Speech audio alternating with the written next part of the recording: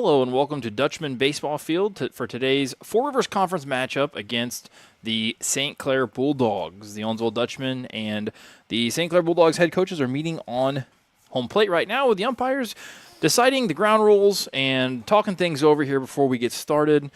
As we get started here, I want to say thank you to Mr. Tim Erkey for sponsoring this broadcast. We appreciate you, Tim. Tim's been a big supporter of OHS TV Studios for quite a while now, and we are very, very appreciative of that. You see me moving the scoreboard down there in the bottom right. I didn't realize I accidentally cut some of the scoreboard off, so I'm going to bring that back. So that way we're ready to go here in just a moment. Obviously, the Dutchmen are the home team here, so they will take the field to start things off. On the mound for the Dutchmen tonight is junior Chase Wyrick. And we'll go around the horn here in just a moment after we do the batting lineup. And actually, Miss Ari Robson, who's up here with me right now, she's getting ready to announce the starting lineups and play the national anthem. So we'll have baseball here in just a few moments. Head coach of the Owensville Dutchmen is Mr. Stephen Kemp. I think they're talking about that netting behind home plate. I am running solo this evening. Thank you, Crystal. Running solo this evening, so we have 3 stationary cameras. We've got the one behind home plate here. We've got the big field, which this is what I'll go to oftentimes once the ball is in play. And then we also have the outfield cam that's zoomed in behind the pitcher. I'm a little nervous that I might have to go back out there and move that camera, in which case if I do, I'll do that in between innings. And then we'll go from there. And if you look on screen, I believe that's Johannes Berg. He is in from the Netherlands.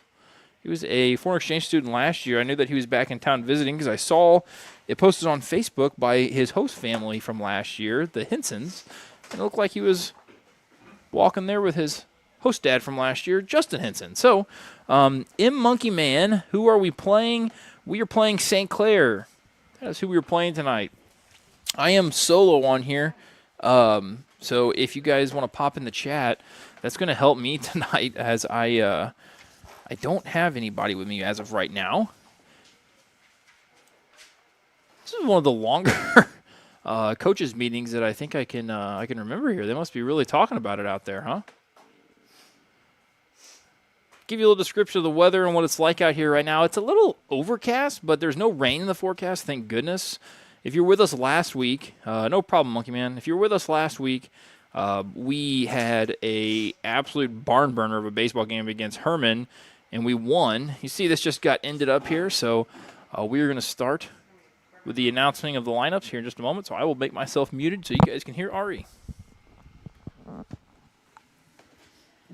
Welcome to Dutchman Field. Today's contest will be between the Owensville Dutchmen and the St. Clair Bulldogs. I will now be announcing the starting lineup for the St. Clair Bulldogs. Leading off, number 1, the second baseman, Ingram. Batting second, number 10, the center fielder, Short. Batting third, number 44, the pitcher, Morton. Batting fourth, number 22, the left fielder, Tomes. Batting fifth, number 6, the designated hitter, Leironi. Batting sixth, number 35, the third baseman, Middleton. Batting seventh, number 8, first base, Robbins. Batting eighth, number 3, the catcher, Dierker. Batting ninth, number 9, the shortstop, Hawks. And number 7, the right fielder, Bradshaw.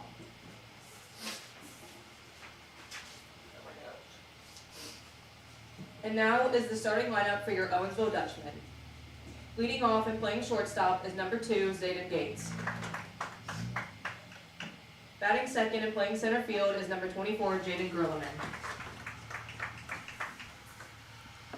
Pitching tonight is number 23, Chase Wyrick. Playing second base is number 5, Jameson Love.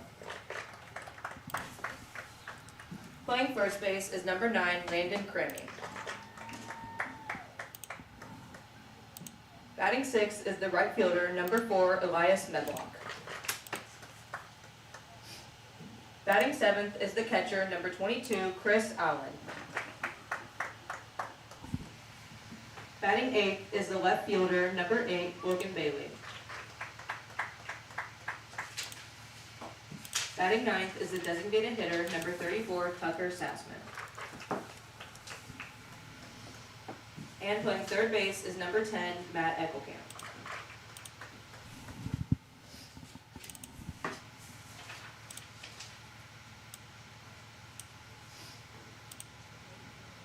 Please rise and remove your caps as we honor our country with the playing of our national anthem.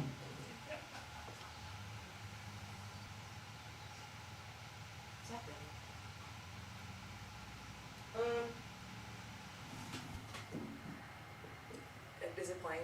No. Just 1 second. I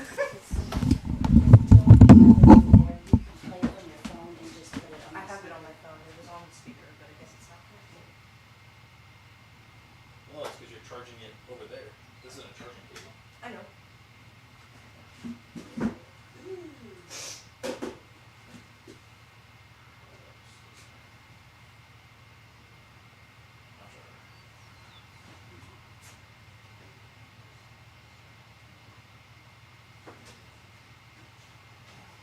There you go. Make it come play through your phone speaker.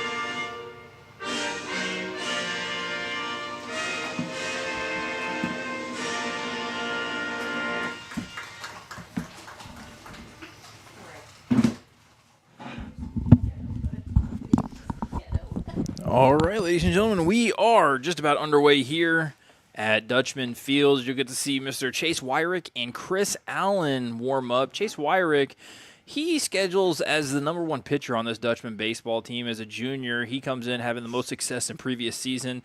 He's got the most innings pitched on this team so far this year. And he brings in the fastest fastball on the team, as I believe he throws somewhere in the 80s, depending on the day, I feel like. And I'm excited to watch him pitch. I know in past years I felt like any time we had Wyrick on the mound, we were in line for a good game that was going to have good pacing, that was going to be fun to watch. Oh, that camera's right in the right spot, so I'm pretty thankful about that. But that's going to be our views this evening. I will pull up the St. Clair starting lineup for you all real quick so you guys can see that if you're tuning in from St. Clair. And if you are tuning in from Owensville and you're interested in knowing as well, I can show you that as well. So, this is a picture I just took here in the press box, actually. I got it from their head coach turns into the press box, so we have names to announce up here. So I took a picture so we would have it as well. You can see batting first is going to be Ingram. He's playing second base. Batting second and center field is Short. Batting third, pitching is Martin. Batting fourth and left field is Jones. And then DHing for the right fielder is Laramie. St. Clair is the second baseman, number 1, Ingram. And we're underway here. Ingram's going to start things off here. Going to be Chase Wyrick's first victim here, hopefully. We'll see how things go. I'll bounce back and forth between a couple different angles here for you. When the ball gets into play, you will see the overfield angle. That ball's going to miss right outside to get things going here. Do the best we can to keep the scoreboard down there updated. I am by myself, so give me some break. It's going to be a swing and a miss there on strike 2 to even the count here at 1-1. Like to see pitchers firing strikes early on here. Chase Wyrick, he's living on that outside corner. That's exactly what you want to see as a coach. That's the hardest spot to hit. You can live out there with some velocity. It's hard to only thing you do as a batter is really shoot that thing to right field. Foul tip, not going to be able to be squeezed there right between the legs there of Chris Allen. Going to extend the at-bat here for Ingram. 4-pitch at-bat at least. But pitch number 5 on the way. Ooh, he gets him to chase on a ball outside. I think Chris caught it. I don't know if he's got to throw down, but he throws down just for good measure. It's exactly the start that Chase was hoping to see as he gets the first batter via the strikeout. See Matt Eckelkamp, number 10 there, deliver the ball back to Chase. He is playing the field today, but he is not. He is not in the batting lineup. So he's being DH'd for by freshman Tucker Sassman. So one thing I didn't account for with our camera right now is the center fielder's positioning. So that outfield cam right now has it's catching Jaden Gerleman's shoulder in it. So this pitch comes in, it's going to be swung on out on a pitch that was outside. Even the count here at 1-1.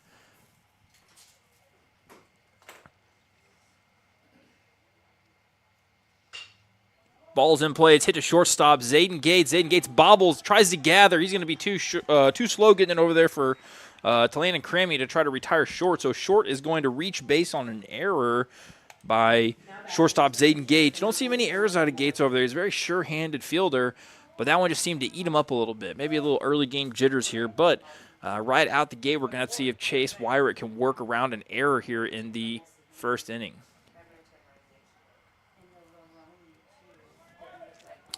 I will flip to this if we see somebody trying to steal here. So we've got a runner on first base. Chase gives him a look over there. Short's got a pretty decent lead. He's going. Allen receives, throws down. He's going to be a little slow as Short is sliding past the base. We saw that happen a lot in the game against Herman. Actually led to a little bit of animosity with an ejection of the Herman head coach Wally as runner slid past the bag, was trying to get back to the bag, but was called out trying to reach. Next pitch, ball is hit foul down the third base line. I think that first pitch was a strike, too, so that's going to be 0-2. So the 3-hole hitter here, Mr. Martin, is in the hole. Martin is also the guy batting right now is going to be the guy that you're going to see on the mound for the Bulldogs in the bottom half of this inning.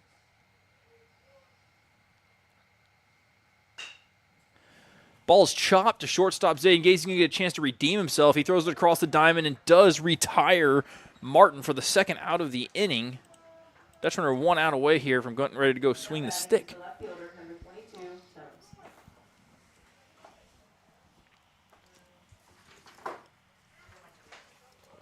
Weather's really nice here today. It is a little bit breezy, but not too bad.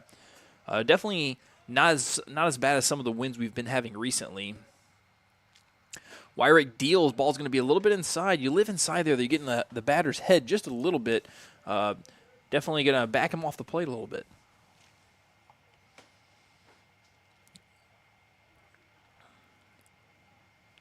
Chase looks at the runner. He's going to step back. Wasn't happy with that lead. You're going to see Jansen Leb there at second base. He's trying to keep the runner close there. Pitch is right, painted on that outside corner. That's exactly where you want to live. It looks like early on here, Chase has got good command of that fastball. That's going to pay dividends down the road, and I feel like it makes the game move along so much quicker if we're able to have pitchers throw strikes. Going to get a swing and a miss from 22 Jones there. Somebody from St. Clair's tuned in, and they could help me with that name. I'm trying to read. It looks like it could be Jones or Tomes. I guess I could look at the roster here. I'll look at the roster. I have a roster up here, too. Runner's going. That one's going to hit him right in the ribs. Number 22 is Tyler Tomes. Tyler Tomes just wore a pitch right in the ribs, so that didn't feel good. He's now at first base. We have runners on first and third here with the 5-hole hitter up, who is the DH.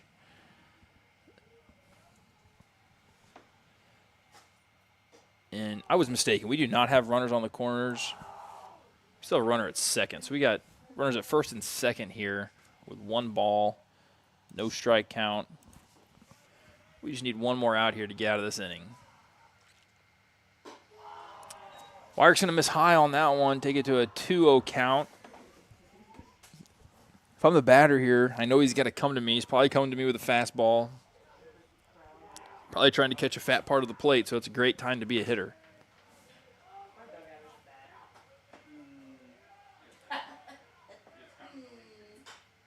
Ball is going to be hit in the air to second base. Jansen Levis camped under it, and that's going to get the third out of the inning and send the Dutchmen to the bottom half with a tie game here. We're going to go ahead and throw it over to a quick commercial here with Legends Bank. Legends Bank is proud to be a part of this community. Legends Bank believes in supporting education and are proud supporters of your Dutchmen and Dutch girls. Your kids are our kids, and we're cheering them on through all of life's big changes. Legends Bank offers many financial tools, loans for a home, car, business, real estate, or agriculture, and offers services just like the National Bank, such as online banking through legendsbk.com, our mobile app, or in person, because we love to still see you at the bank. Legends Bank, your town, your bank, member FDIC, equal housing lender.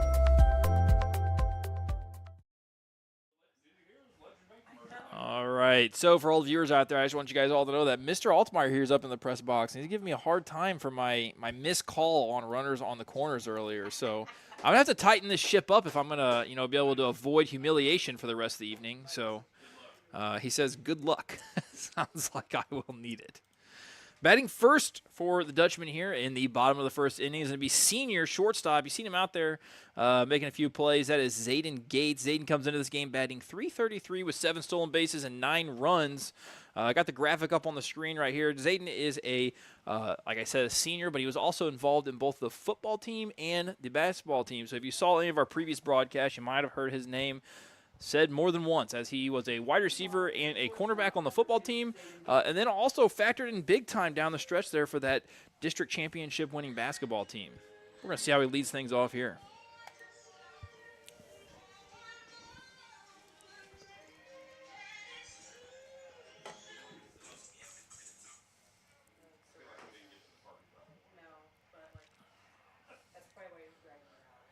It appears that their center fielder is playing more straight up, which is going to, his pitches, catches that outside part of the plate. That's a great spot for a pitcher to live. Tough spot for a hitter to hit. All right. Center fielder is not in the way of the camera now.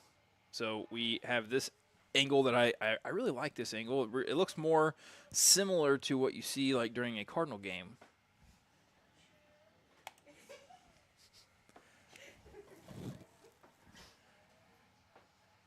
Martin delivers here, looking to get ahead in the count. Gates is going to foul that one off. He's on it. I am no expert, and I'm just giving it the eye test, but I'm going to guess that Martin here for the Bulldogs is throwing somewhere maybe in 70s. That's my guess. Gates fights that one off to stay alive. That one's going to end up in the parking lot. Maybe he'll find Mr. Altmaier's car. That would take a pretty long smack based on where he parks, though. So, unfortunately, I don't know that that's going to get Mr. Altmaier's car.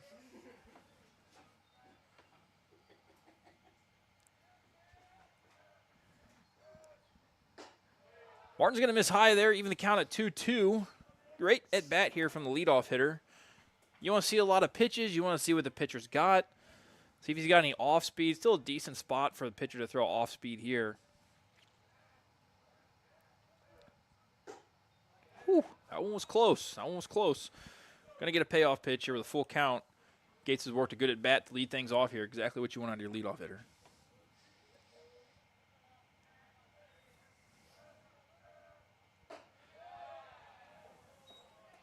And there you have it. We're going to have a leadoff walk here for the Dutchmen, which is going to bring Jaden Gerleman to the plate.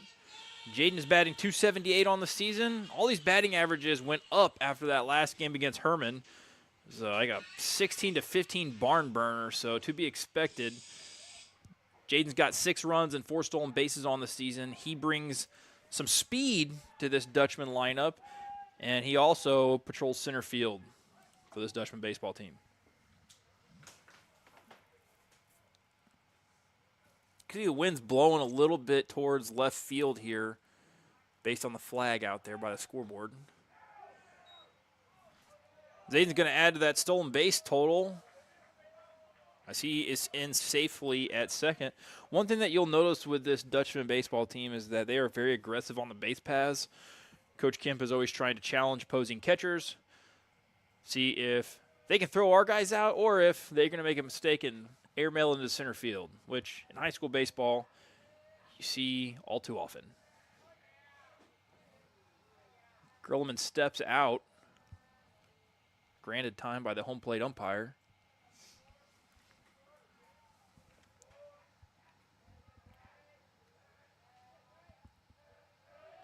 Gates gets a nice leadoff out there. Gerleman finds a hole in the third base side. That's going to field in deep or in shallow left field there by the shortstop.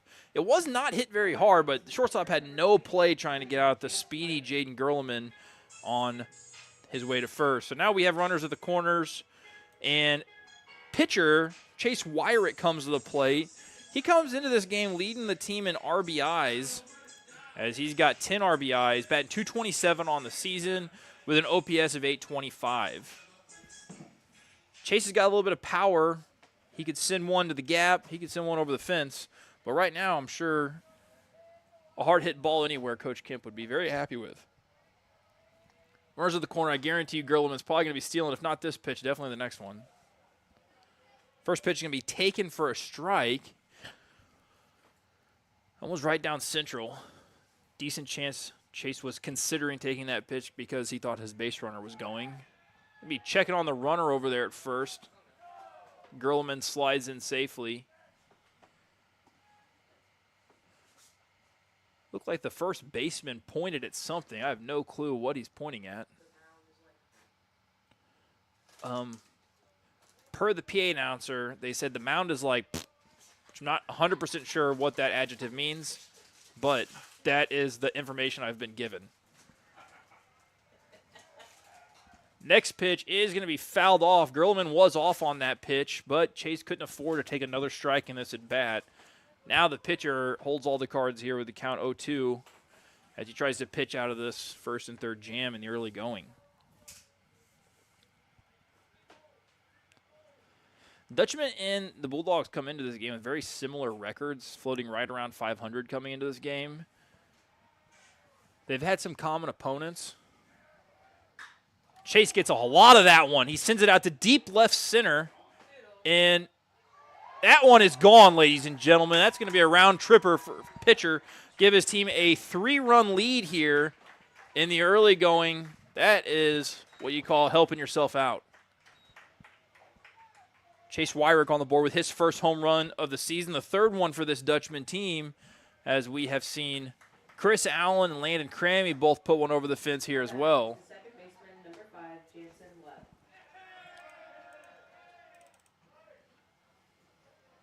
The last home run that I called up here, the call was hilarious because it was a Chris Allen home run, and I had Mackenzie Pigg, who graduated last year, on the mic with me. And as Allen crossed home plate, his teammates were there to cheer for him, and she said, "Wow, that's just so cute." I was like, well, that's not going to be what Mr. Allen wants to hear when he comes back to look at the broadcast about his cute home run. But that was a monster home run out to left center field, landed somewhere near the scoreboard. As Jansen Leb comes to the plate here, he immediately takes 2 balls inside to make the count 2-0. As the Dutchmen look to continue to do damage, Jansen comes in this game batting .250 with 6 runs scored and has drawn 4 walks. He's going to swing at that one and miss. Made the count 2-1 as Martin here tries to get things under control.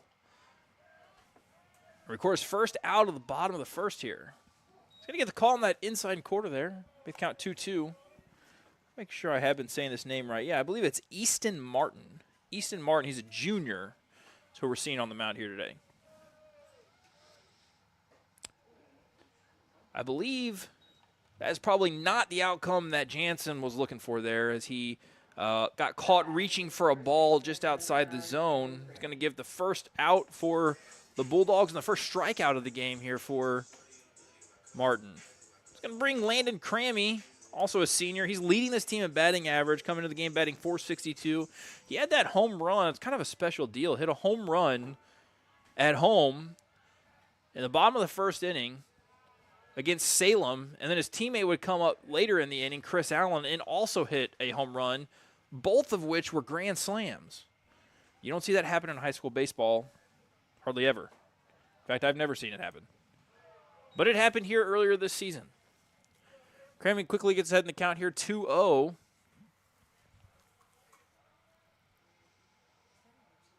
As Martin has had to work hard so far here in this first inning.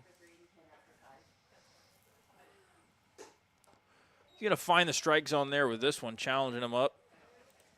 Move the count to 2-1.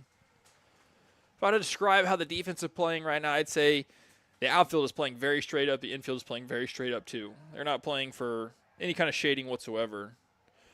Crammy's going to look like he might have been a little ahead of that one from where I'm sitting. Made the count 2-2.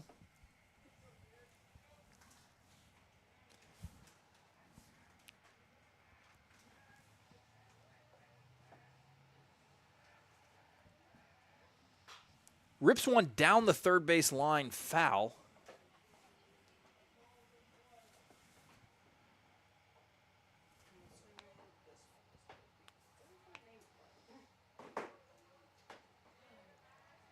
You know, going back to that Wyrick home run, I will say that the left fielder for St. Clair did track that ball well.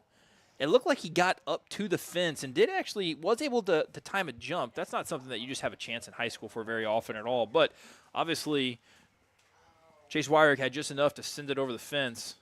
We got a payoff pitch here. It's going to get Crammy swinging for the second strikeout of the inning here from Martin.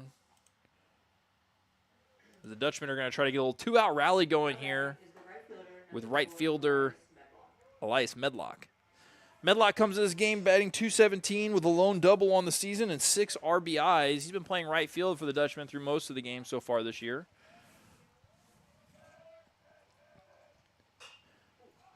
He sends this one to second baseman. The bottom half of the inning ends exactly how the top half of the inning ends, with a pop out to second base. And the Dutchmen are going to head back to the field to play defense, but not before they get a 3-run home run from senior. I keep saying senior. He's a junior. He's a junior, Chase Wyrick. We get one more year at Chase Wyrick after this year, so that's very exciting. I'm going to go ahead and pull another video on the board here for you guys, and it is going to be of a 400-meter race from last home track meet in which the Dutchman boys team won the track meet, and you're going to get to see Zach. I lied. I don't have that clip right now. You're going to get to hear the greenhouse plant sale ad that is happening later this month. Come out to the greenhouse. Support OHS students growing flowers and plants out there. Hey Julian, when's the OHS annual plant sale? It's April 26th from 9 to noon.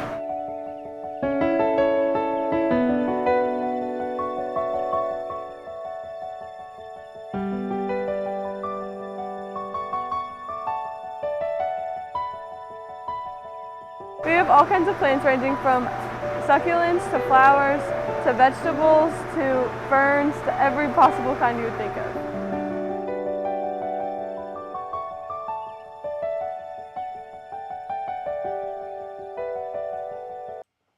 All right, we are back in action here. Chase Wyrick back on the mound. He is going to get a first pitch strike here to the third baseman Middleton for St. Clair as they look to try to reclaim some of the runs that they gave up in the first inning.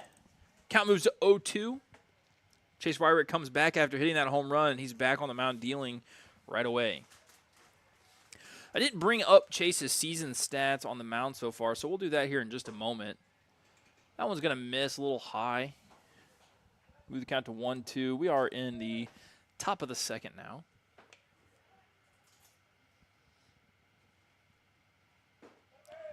Gets a swing and a miss there, I believe, for the second strikeout of the game. Had an out last inning, retired by a ground out to short, a pop out to second to Jansen Leb. I believe he did get one strikeout in that first inning. Chase Wyrick, he comes into this game with a 2-1 record, a 6.52 ERA, and 9.2 innings pitched. I will say that early on in the season, this Dutchman baseball team has played some tough competitions. You saw a great stretch there by Landon Crammy. It was a ground ball hit over to third baseman Matt Eckelkamp. He did a great job gathering it. Throw was maybe a little bit off the mark, but his first baseman saved him with a great stretch there at first. Mr. Altmaier said that stretch hurt him up here, and I don't like to agree with him, but I think that hurt me too. I don't know that I could do that. That ball was low in the dirt. There's no dirt on this field, though. It's turf. You see Will Johnson just walk across the camera there. We'll go to this view for this bat. Ooh, that's a good spot right there. Hitting that outside corner. Again, exactly where you want to live if you are a pitcher. Throw it there again. Throw it there again. That ball is going to be ripped foul. Chase has got a lot of options here now. He's got the batter in a 1-ball, 2-strike count. Any of the pitches in his repertoire he could pull out here and try to go get his third strikeout of the game.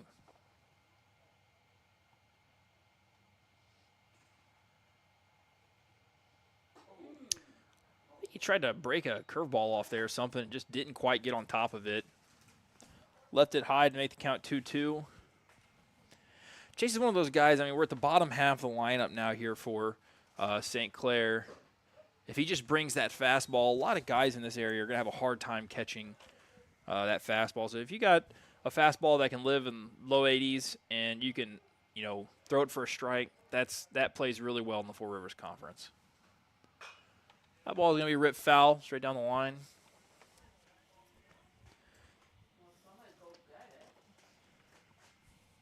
We got number 3 here, the 8-hole hitter. This is the catcher. I'm guessing the last name here is Durker. Jude Durker, a sophomore for this Bulldogs baseball team.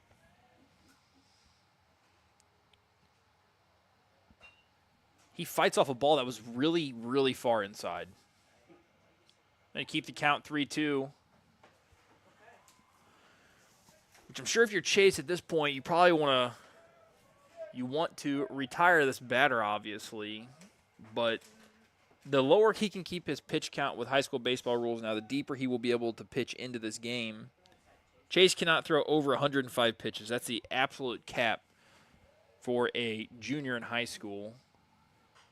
And Durker keeps doing a great job fighting off pitches and driving that pitch count up.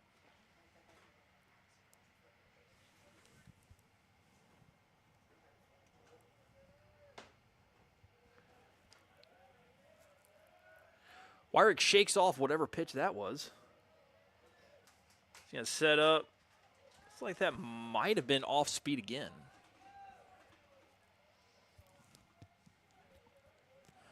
Wyrick and Allen is the backstop here. He's also a junior. They've had, the opportunity to work together for the last 2 years. They both played some varsity baseball as freshmen and sophomores. So they come in very seasoned as a battery, and they will get to pitch again next year, pitch and catch next year, assuming both come into the season healthy and eligible to play. Full count, payoff pitch, number 4 coming up here. Ball's shot straight back, hopefully over the press box and doesn't hit my video camera. That'd be not good. You can see the video cameras there in the background.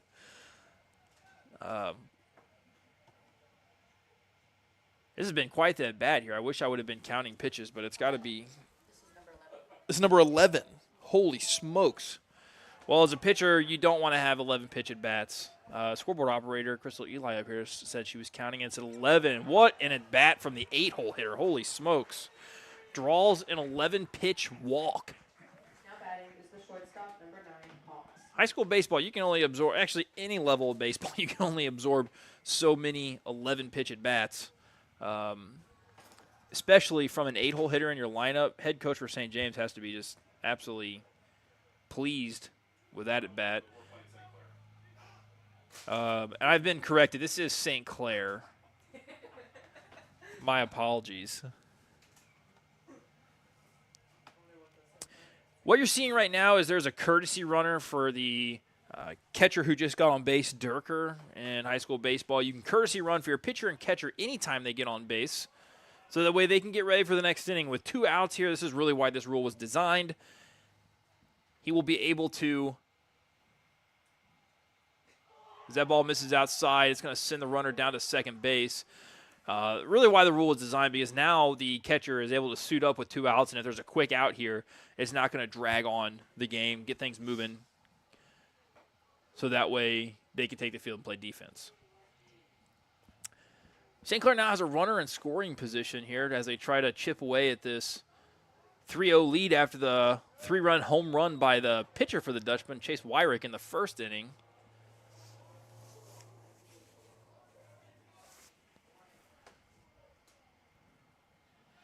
I'd say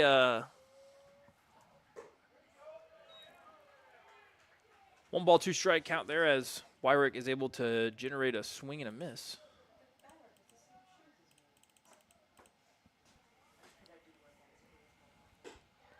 Whew, whew. That one's going to be really, really close. It's going to even the count at 2s. 2 balls, 2 strikes, 2 outs in the second inning here. Wyrick delivers. Oh! So Wyrick is around the zone, just outside. Did you see a big tanker truck drive by and honk its horn? I bet that guy likes baseball. Payoff pitch, he's going to miss. Not what the doctor ordered.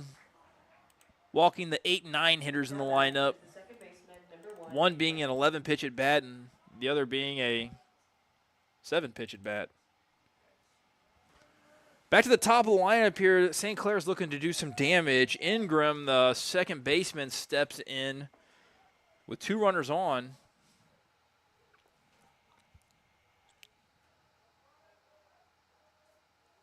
Wyrick delivers. It was a good pitch on the outside part of the plate. Ingram offered at it, unable to make contact.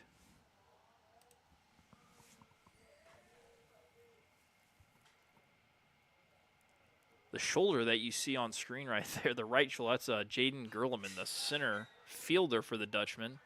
As that ball is swung on, hit straight back. You come to Dutchman baseball field, it might be really tempting to stand there right close to that net, but you don't want to stand too close because it does have some give, and you could. There's a nice yellow line painted on the ground there for you, trying to let you know, but don't stand too close. Wyrick delivers. The ball is hit down the third base line and foul. It's going to get Brendan Crammy stirring, running after that foul ball. You can't see him on screen. But he's giving some good hustle, chasing down that foul ball.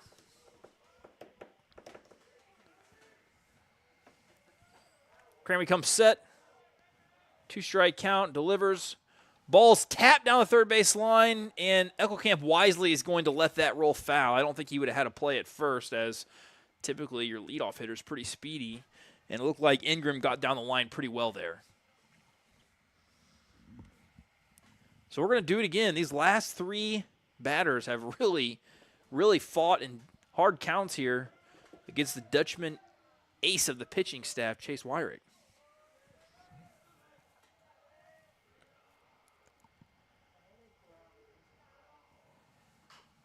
That one's going to be fouled. It looks like it's in play, but it hit the batter in the batter's box right off the leg, so that doesn't feel great. But he lives to fight another day here as he's battled off it's been at least 2 or 3 now, 2-strike pitches with a foul ball. see how this one ends. Chase Wyrick sets, delivers.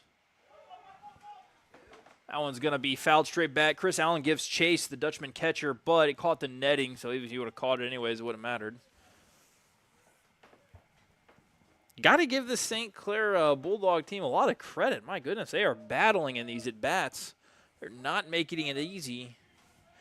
I have to imagine part of the strategy is knock out the starting pitcher and then see what you can do from there. And they're doing a great job of driving that pitch count up as Wyrick is going to get the swing and miss there on the 0-2 strike. He's going to get 3 strikeouts here through the first 2 innings of work.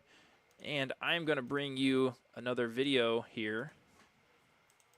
This time you will get to see Eileen Lindbergh and Bryn Wright finishing in first and third in the home track meet. Yeah, it's not pixelated whatsoever. Oh, all right, here we took go. off. We are off.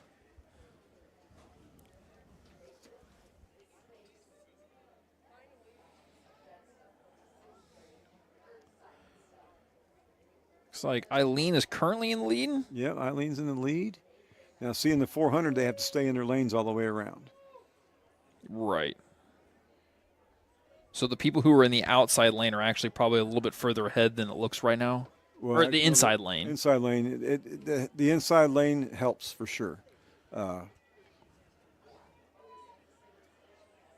like Bryn is closing the gap, but I guess once they get to the straight stretch, then it's a foot race. It's all even after that, and I think Eileen might take old Bryn on this. We got a South Callaway girl here who looks like she's digging man, deep. Where'd she come from? She's on the outside. Oh, she's pushing. Eileen's going to have to Yeah. hold her off. Looks like South Callaway got Bryn. Yep, I'm wrong. Eileen just. All right, ladies and gentlemen, now batting for the Dutchmen to lead things off in the bottom of the second inning. Junior Chris Allen, the backstop for these Dutchmen. Chris comes into the game batting .389 with a home run and 7 RBIs. Leader on the team, leader in the classroom. Chris does a great job here at OHS. As he looks at the second pitch, he's going to get ahead in the count 2-0. Chris also did something I wouldn't advise.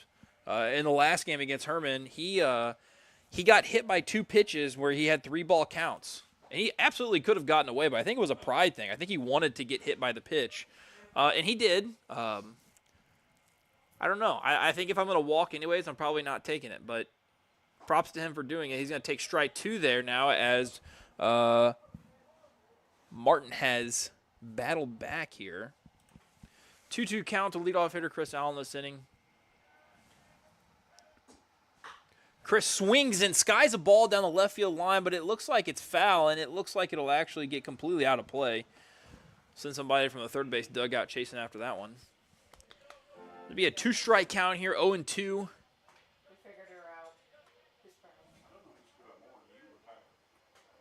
I've had a lot more opportunities. Mr. Altemeyer's up here. He's micromanaging my commentary for all my mistakes. He's criticizing me, sorry. Micromanaging is not the right. He's staying on top of all my mistakes here. That's okay. That's how I get better. That's how I get better. Keep it coming, Mr. Altemeyer. Chris Allen's going to smash one here. Ooh. Just missed outside. I'm going to imagine if I'm the coach for St. Clair, not St. James. If I'm the St. Clair coach, I'm probably not super thrilled with that call, but it could go either way. You're going to see Chris Allen get courtesy ran here by Liam Rasmussen. Liam is a sophomore here at OHS. Liam is also very speedy on the base paths, and I would imagine if not the first pitch, one of the first few pitches of this at bat, he will be making his way to try to steal second base. Brings a lot of speed to the team. It's great to have those guys that can come off the bench that are younger, get that. Oh, no. Just got a message from a fan in the stands that says the sound on YouTube is not working, which that'd be tragic because I've been talking now for half an hour. So nobody heard all your screw-ups? Well, I'm about to go find out. It's a rough crowd in here, man. I didn't even tell her trouble the whole time. But apparently the sound hasn't been working, so nobody knows. I'm hoping her.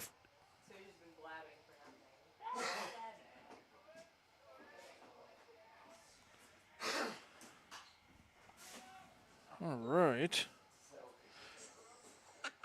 No, they can hear me. I'm about to go find out.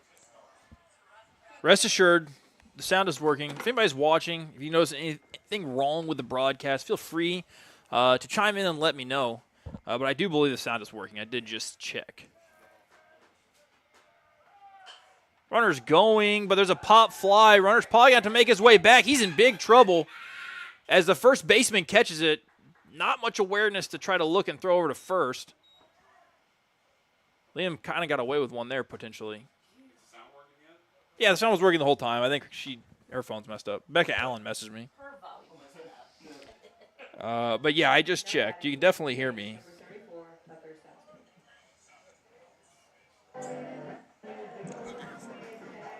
So bring freshman Tucker Sassman to the plate.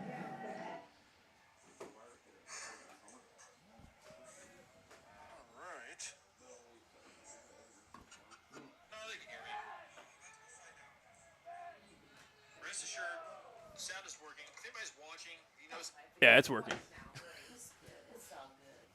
All right, Tucker is a freshman here at OHS. I also just found out Tucker is in my Dutch time, and he is an FFA officer next year as a sophomore. So congratulations to Tucker, involved in the classroom and on the playing field.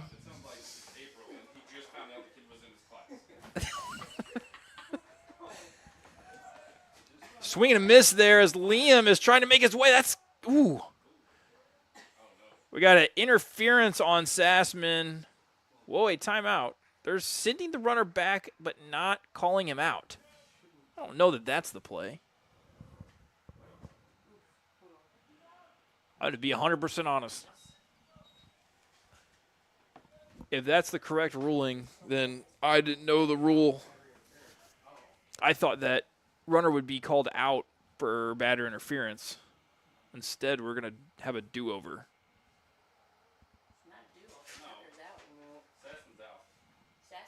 Oh, Sassman was out. Oh, wow, okay.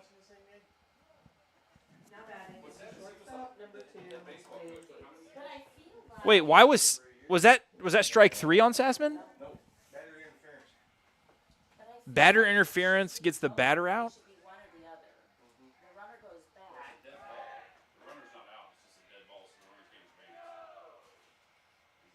I've never seen that called in my life.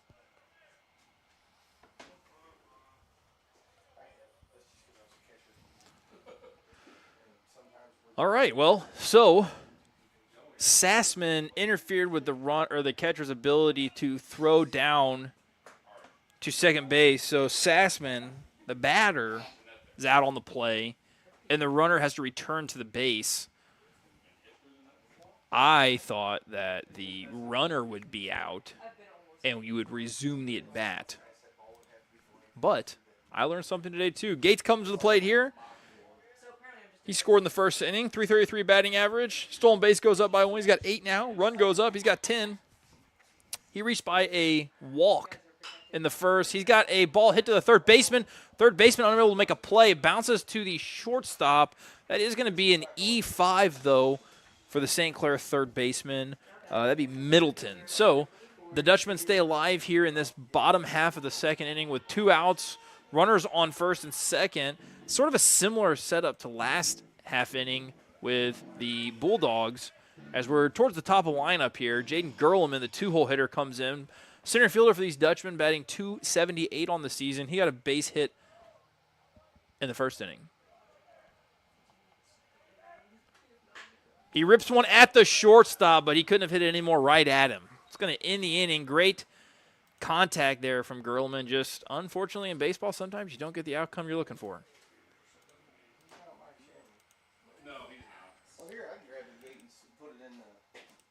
Excited to share this next video with you.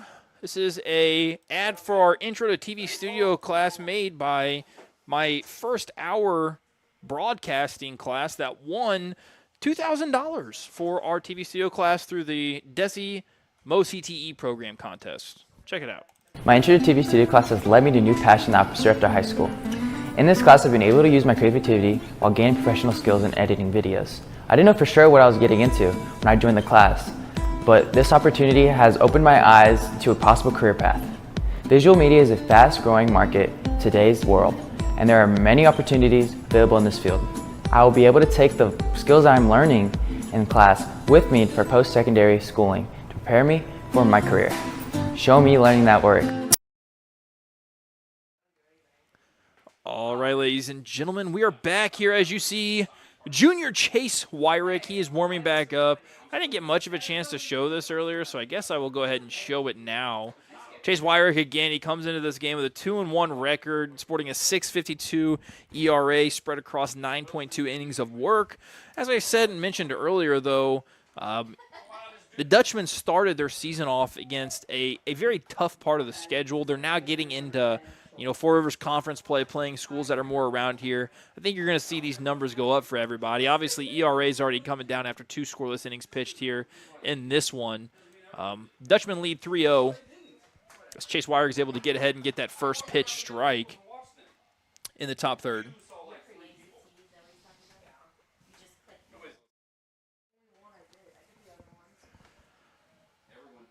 0-1 count here. Wyrick delivers, gets the swing and a miss there on what looked to be a fastball, almost right down the plate. We're going to switch out baseballs there. Maybe that one got scuffed up a little bit. If you're into professional baseball, I saw a very interesting, I watched a documentary on Greg Maddux.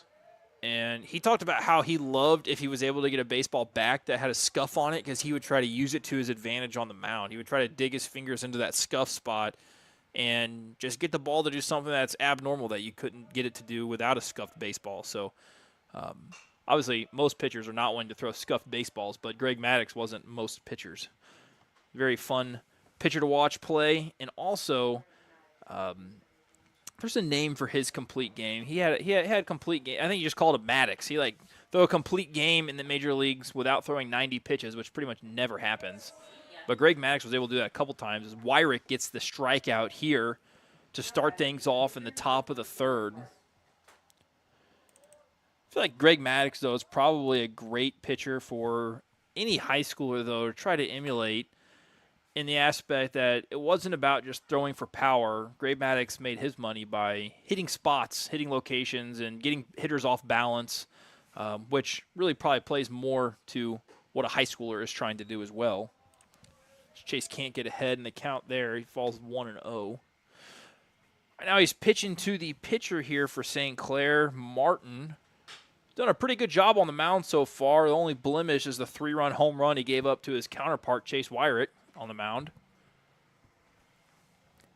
Count evens here, 1-1.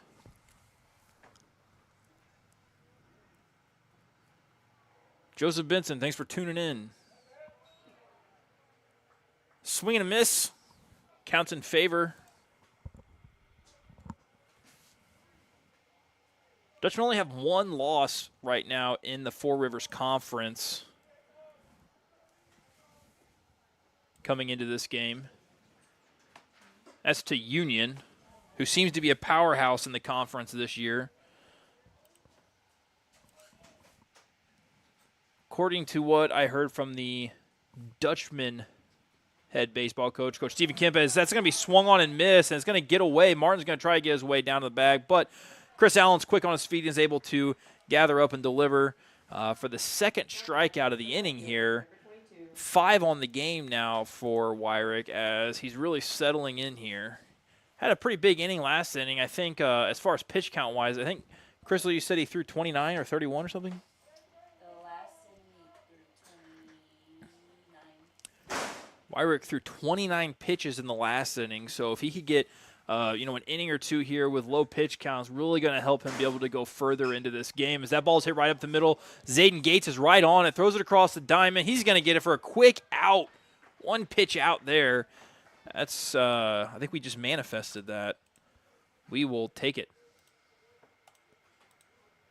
That is exactly what you want to see as a head coach. If you're your starter can go get those one-pitch outs, that makes it a lot easier. All right, next up is going to be a CTE video about our accounting program here at Owensville High School. We offer many business courses in both marketing, business management, and this is our accounting class. Hear from James Cooper. I've always been good with math and numbers, so when I decided to give accounting a shot, I knew it might turn out to be more than just a class for me. In accounting class, I have learned the actual processes necessary for a career in accounting. We have met with CPAs currently working in the field and have really dove into what the career is about.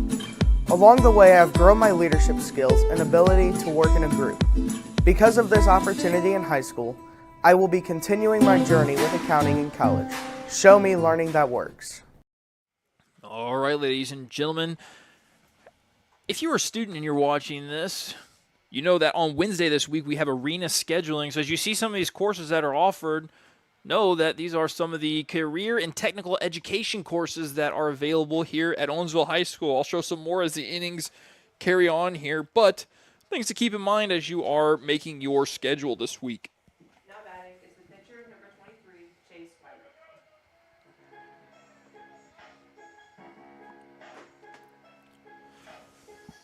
Stepping to the plate is senior Chase Wyrick, who in his last at-bat planted one over the left center field fence. We'll see what he's got for this at-bat. First pitch makes solid contact and ropes a ball to left field. One pitch and a hard hit single. I wonder if coach is going to courtesy run for a starting pitcher here. I'm going to bet yes. And it looks like that's the answer. And it looks like fellow junior Adam Wilson's going to do the running for him here as Wyrick's going to get to go back and relax on the bench. A good 2-for-2 day here for him. Home run and a hard hit single. It's going to bring Jansen Leb, the 4-hole hitter, the cleanup hitter, to the plate. 250 batting average, 6 runs scored, and 8 walks as he finds himself on base a lot. Mentioned it multiple times during the broadcast. I will flip over to the other video feed, this one. But I'm going to imagine that probably see a very active base runner over there at first base with Adam Wilson. Adam was the starting quarterback for the Dutchman football team this fall. So if you tuned into any of those broadcasts, you certainly heard us call his name quite a lot as the pitcher Martin checks on him over at first base. He slides in with plenty of time. So all the live viewers just go up by a few here. Just let the new viewers know the 3 on the board is by a 3-run home run by junior Chase Wyrick, who's also pitching for the Dutchman baseball team. That's the difference in this ball game so far, as the Dutchmen lead here by 3, Four Rivers Conference matchup against their rival, the Bulldogs. Martin steps off, get a breather, think things over. I was thinking about being the pitcher is if you ever need a break, you control the game. It's on you.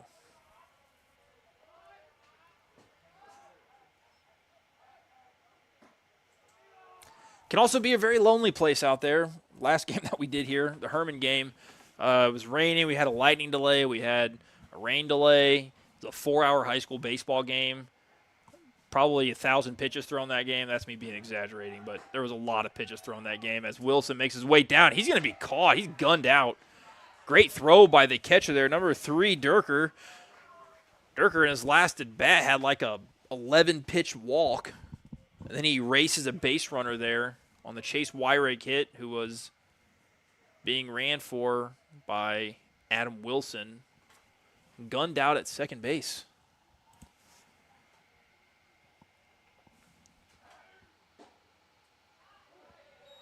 As Leb watches strike 2 go across. Leb tries to start things back up here. Jansen, one of the Bright Flight students here at OHS. Also, remember my TV studio class, very sharp guy. Going to fight that one off. He's going to hit the netting right behind the screen.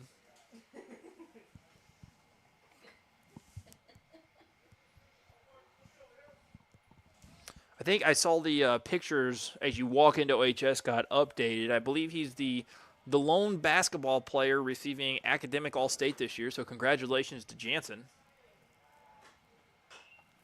He fights a 2-strike count here to stay alive.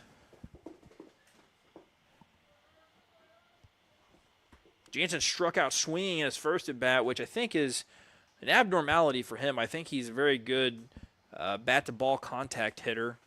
So hopefully he's able to find a way to make the defense have to make a play here.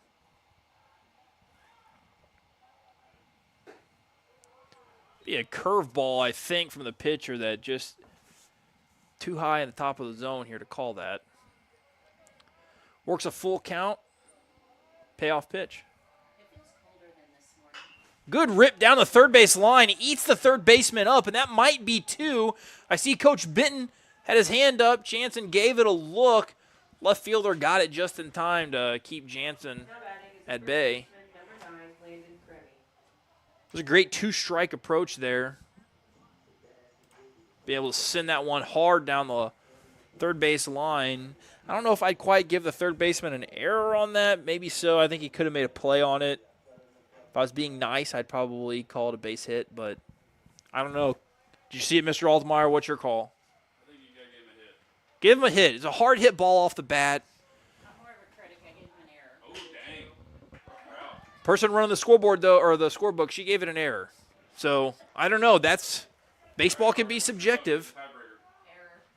Oh, and our scoreboard runner, Ari Robson, she gives it an error as well. I thought he played it to the side and he gloved it, so he should have had it.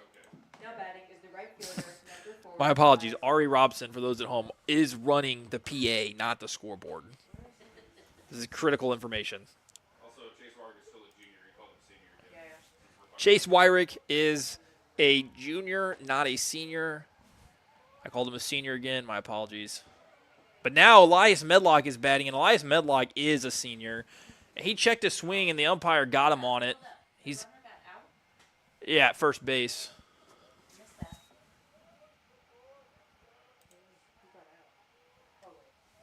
Oh, it was Crammy. Crammy grounded out, I believe, didn't he?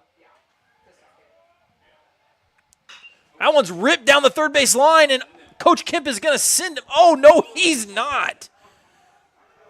That is not how you want things to pan out. But now he might send him.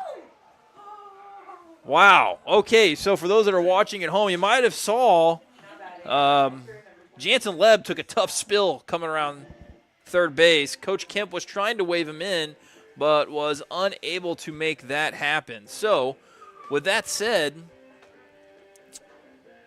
the Dutchmen will have runners at second and third. Medlock, he advanced to second on the throw. I think he might have thought the throw was going to be going home, which, I mean, it would have been, but it got cut off because we didn't have a runner going there. Play at second base, and Medlock was in safely. Brings Chris Allen to the plate with runners on second and third. Pitch is going to be taken a bit inside, I think. It's going to make the count 1-0 as I update the scoreboard here. You see Medlock there on second. He can get a little bit bigger lead as no one's holding him on there. Allen's going to take that one for a strike. Be 1-1 count. Hopefully we get to see junior Chris Allen clobber one here. Score a couple runs. Oh, and he gets under that one. That one's going to find the batting cage, I think. It did. It landed right on top of the batting cage. So that's a foul ball down the third base line. Here in Owensville, we are very fortunate. We have a fantastic batting cage. Features two different tunnels. They have much more room and space than the old the fencing batting cages that used to be in left field at Memorial Park. I think it was a death trap. I'm sure Mr. Altmaier remembers some times in there. Yeah. Count moves to 2-2 with 2 outs here in the bottom of the third inning. Chris Allen definitely wants to try to do some damage here with runners in scoring position. You don't want to leave those ducks on the pond. That's who's up. Good grief. Mr. Altmaier's up here on my case. He thought Medlock was batting. Medlock's at second base. Jansen's on third base. Allen's batting. He's about to crush one right here. Boom! Right down the line. Oh, just foul. Just foul. Had to be very, very close. Still 2-2 count here. Allen's got to defend anything close. Allen also, as I brought this up earlier, he's got a very good batting average on this team. Doesn't strike out often. His strikeout numbers look a little strange because in his first game of the season, he struck out a few times. But that is not the norm for him as he takes that ball high. He's going to move it to a full count. We're going to get to see the payoff pitch here.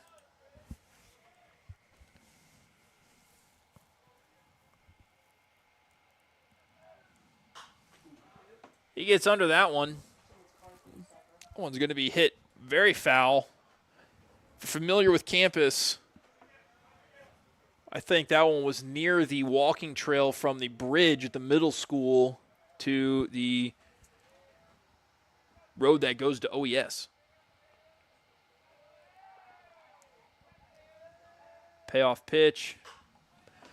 Chris gets under that one a little bit. It's right down the line. It's going to be foul if it's not caught, but it is caught out of the screen. You can't see it.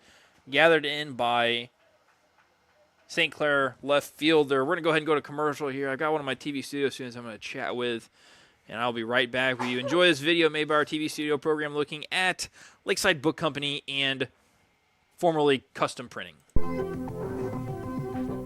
Custom Printing Company was founded in St. Louis, Missouri in 1962. The company has developed an ever-expanding workforce of over 500 employees. The success of Custom Printing Company is made possible by a dedicated workforce, along with continually updated modern equipment. Hi, I'm Jaden Zelch. And I'm Lily Reed. Our third partner, Maddox Parker, will be conducting an interview later on. For the latest Generation Film Contest, we decided to spotlight a multi-generational business in our hometown, Owensville, Missouri. Lakeside Book Company, formerly known as Custom Printing, has been around in our community for many generations and has truly influenced our community. In this submission, you will see videos from inside Lakeside Book Company, as well as interviews and older footage from Custom Printing Co. and our community. Let's throw it way back and look at some footage from before we were born. Our pre-press department has the ability to work with customer-supplied film or camera-ready copy. Custom Printing has the capability to produce as many as 8,000 page negatives per day. Once film is processed, the next step. All right, if you're interested in seeing the rest of that video, it's a video that looks back on Custom Printing, the now Lakeside Book Publishing Company. As the ball is hit right up the middle here, Zayden Gates has got a beat on it. He throws it over to first base and gets the first out of the inning on the first pitch. That's going to help extend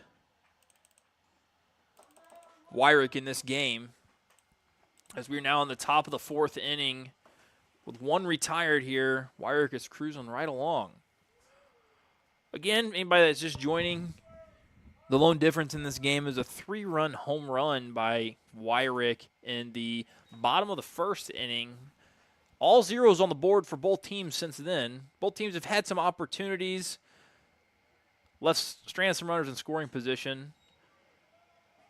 Both the St. Clair Bulldogs and the Dutchmen have had runners at second and third to end an inning without being able to come away with any points, or not points, runs. A 2-ball, 1-strike count here to number 35, the 6-hole hitter and third baseman, Mr. Middleton.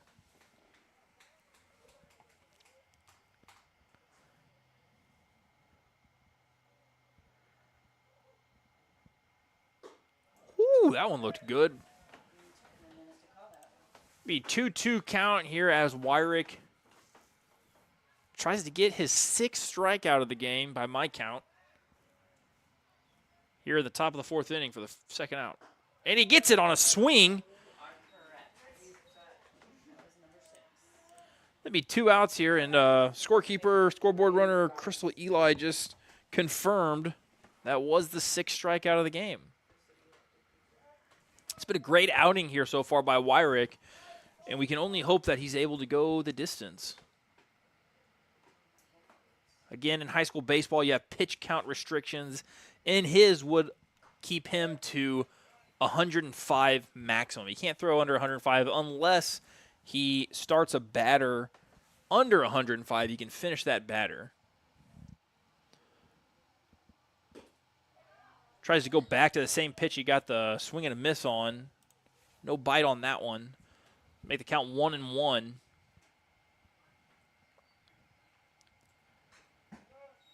Ball's hit straight back off the backstop. Rolls perfectly back to Chris Allen. Doesn't even have to stand up. That's nice for the catcher right there. 1 ball, 2 strikes here as Wyrick tries to go get his 7th strike out of this game.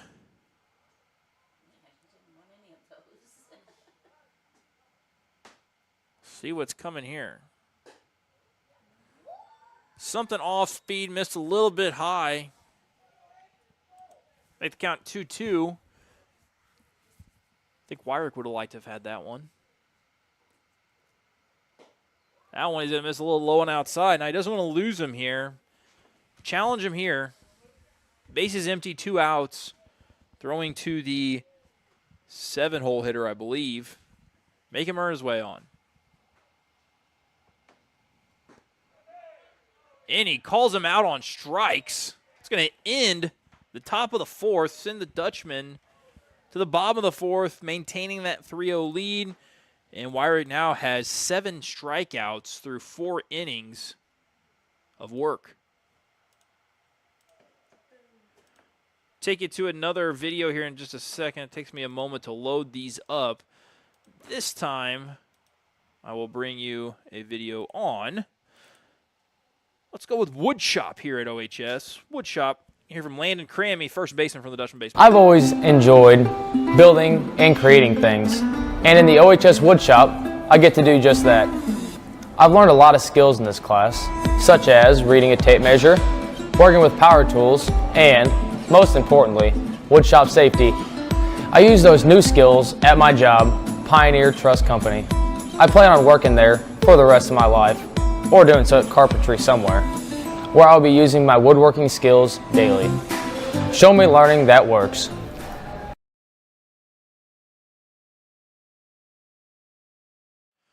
All right, ladies and gentlemen. Person you heard from in that video was first baseman for the Dutchman, Landon Crammy. He is in the woodshop classes here at OHS. The Ag Building, it feels like its own world. I don't make it out to the Ag Building very often as I'm very far away from it. I don't get to see Coach Howard very often. Coach Howard, he is the one that teaches woodshop, also the head football coach here at OHS and the head wrestling coach here at OHS. Very involved, drives some buses, helps with some grass cutting in the summer. Jack of all trades, if you will. Now batting is the left fielder, number 8, Logan Bailey. Logan Bailey up to bat here. He's a senior here at OHS, and Logan is a member of the fall football team. And he comes into this game batting .250 with 6 runs scored and 4 RBIs. He looks to get things started here for the Dutchman in this at-bat. For the people that are watching right now, do you like having this on screen even during this time, or would you prefer that I take it off during the at-bat? It's kind of nice to be able to see, who's batting, but I also don't want to obstruct any views as Logan grounds out to the third baseman. Now batting is the DH, number 34, Tucker Sassman. Now coming to the plate is going to be Tucker Sassman, freshman, batting .300 coming into this game. Varsity play, 4 runs scored and 2 RBIs. Small sample size for Sassman. He got out last at-bat in a very interesting way. He obstructed the throw from the catcher on trying to throw down to third base, so he's called out. Runner had to return to first base. And he looks to make amends for that last at-bat, try to get things started in this inning. Tucker coming in as a freshman, having to wear the 34 jersey. Much too big for him, but when you're a freshman, you'll wear any jersey you can get.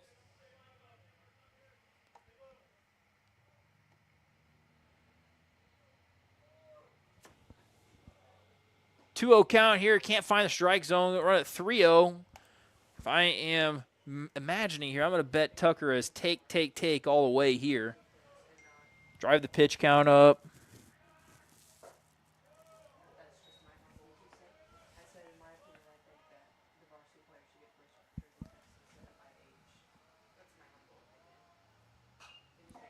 And Tucker, with a 3-1 count, fouls that one straight back off the post. 3-2 count here. He's going to have to fight anything close. Drives that one right at the third baseman.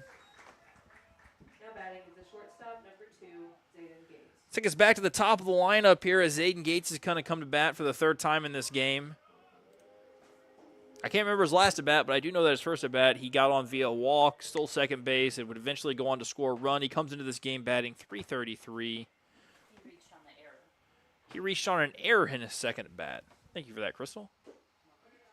Ball low is going to start this at bat. Make the count 1-0.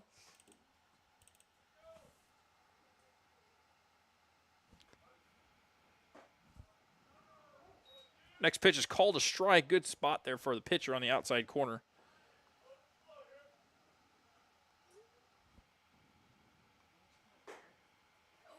That time, he gets both sides of the plate there as he gets called on the inside part of the corner. To make the count 1-2, and quickly Zayden has found himself in a position where he has to protect the strike zone. He serves one out there to the second baseman who he can't get a handle on it.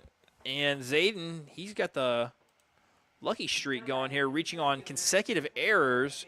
And you're going to be able to see Zayden probably use those legs and try to get down to second base, as I imagine he will be stealing here, trying to set up for a runner in scoring position.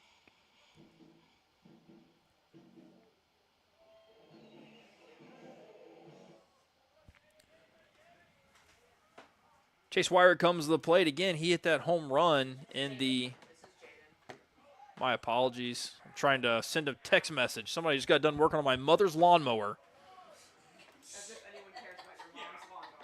So you guys can imagine that if I'm trying to send a text message about the guy that just finished working on my mom's lawnmower, that it's also hard to call a baseball game at the same time. The people here in the press box have no sympathy for me, but maybe the people at home viewing do. Mr. Altemeyer certainly doesn't, he lets me know. But hey, you know, I got to help my mom out. Jaden Gerlman takes a strike there. Multitasking up here. Apparently I'm not very good at it.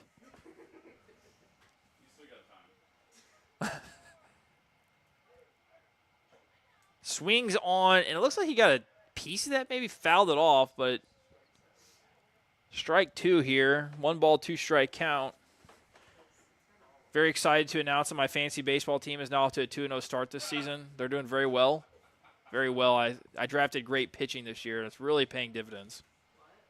Oh, and Jaden serves that one right up the middle. The shortstop's not going to be able to get Jaden, as Jaden is speedy. And we also have great base running there by Zayden Gates.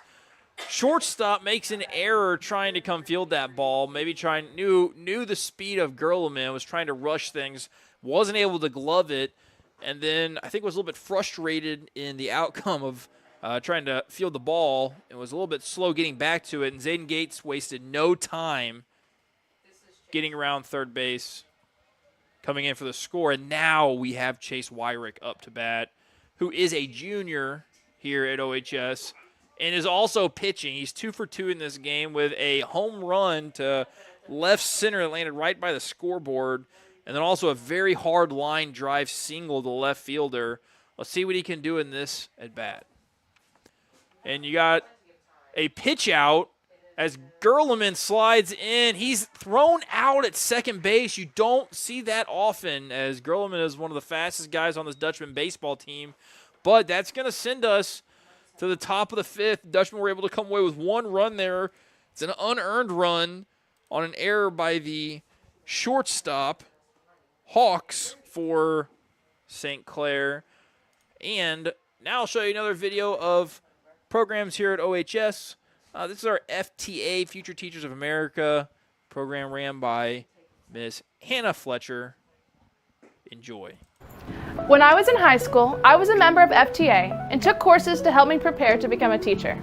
Upon graduation from high school, I was prepared to start my college courses with a base knowledge in the teaching profession. Now, shortly following high school graduation, I am working as a full-time 8th grade social studies teacher in the district in which I graduated. Without the opportunities that my sub-certification in FTA gave to me in high school, I wouldn't be where I am today. Show me learning that works.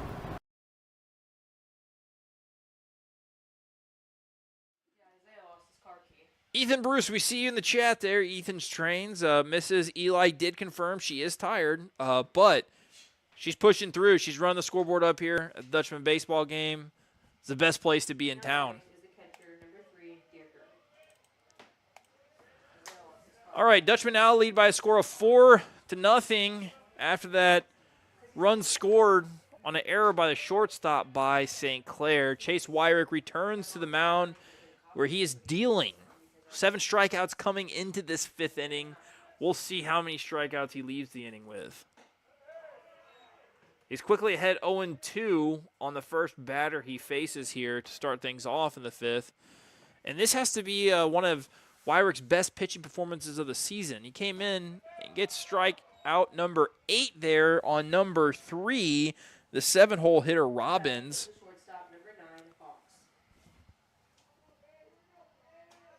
Oh, that was the catcher Durker. Sorry, I looked at positions there, not the numbers. Next, we have the right field or the shortstop Hawks. This is the batter who made the error last inning. Shows bunt, takes it back, doesn't get the call, and Wyrick is quickly ahead 0-1. We got a strikeout counter here now for Wyrick as he's got 8. Will he get to double digits? If he retires the side here via the strikeout, we'll see a 10-strikeout game, which I do not have the ability to pull random stats like that out of my head, but I'd wonder how many times that's been done in Dutchman history. Probably not a ton.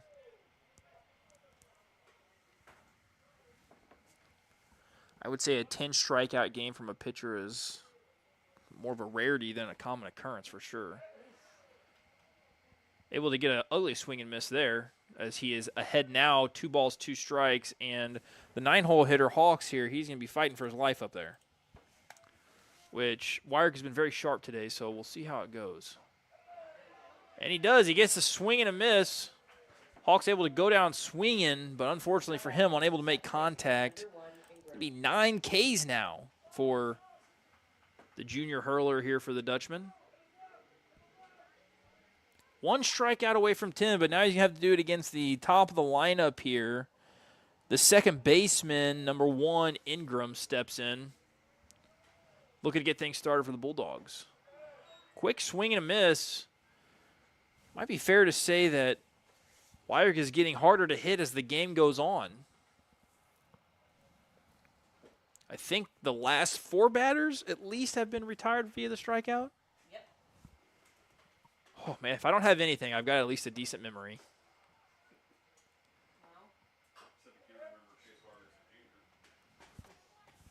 I'm good with random baseball statistics. Pretty much everything else, though, I'm very not good. So pick and choose what you ask me.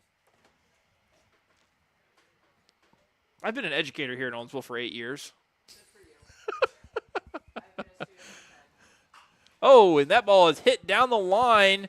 Might be the first out not retired via the strikeout, but it was unable to be caught by left fielder Logan Bailey. He definitely had a chance on it. Ball's in foul territory. He had to cover a lot of distance to get there. But no harm, no foul. Be a 1-ball, 2-strike count here as Wyrick goes for his 10th strikeout of the game.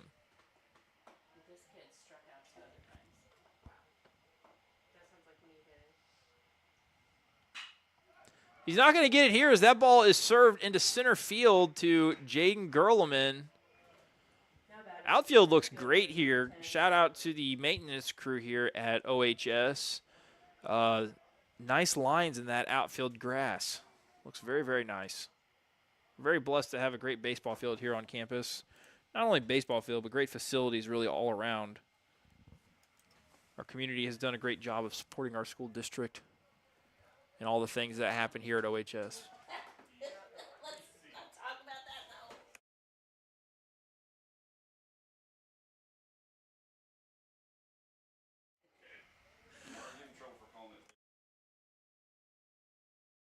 Oh, this ball is hit out to right field. Elias Medlock is not going to get there.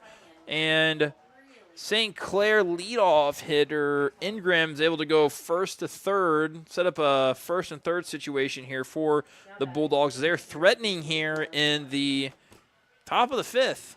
Top of the lineup here is doing work, but luckily for Wyrick, he'd already recorded 2 outs before getting to the top of the lineup.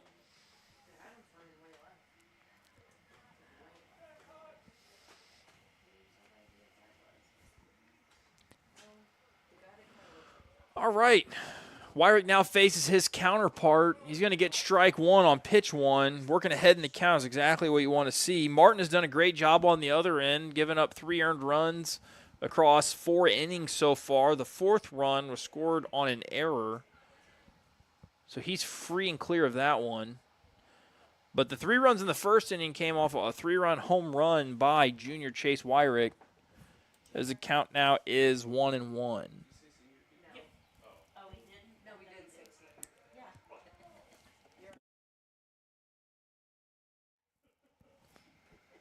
Man, it is like a firing zone up here, ladies and gentlemen. Pickoff attempt over to first base, and Short is able to get back in safely. Wyrick digs back in. Throws low and outside. 2-1 count. This is going to be a good battle here. This is a 3-hole hitter for St. Clair, so we have to imagine that 3-hole hitter is probably, if not the best, one of their best hitters. And he comes up in a very key situation in this game. Serves that one right at his on-deck hitter. On-deck hitter is able to get out of the way as he danced to not get hit by that. He looks over at his teammate, throws his hands up like, what the heck, man? Straighten it out. First and third here with 2 strikes possible now. We could see strikeout number 10 and get out of this thing. Head to the bottom of the 5th.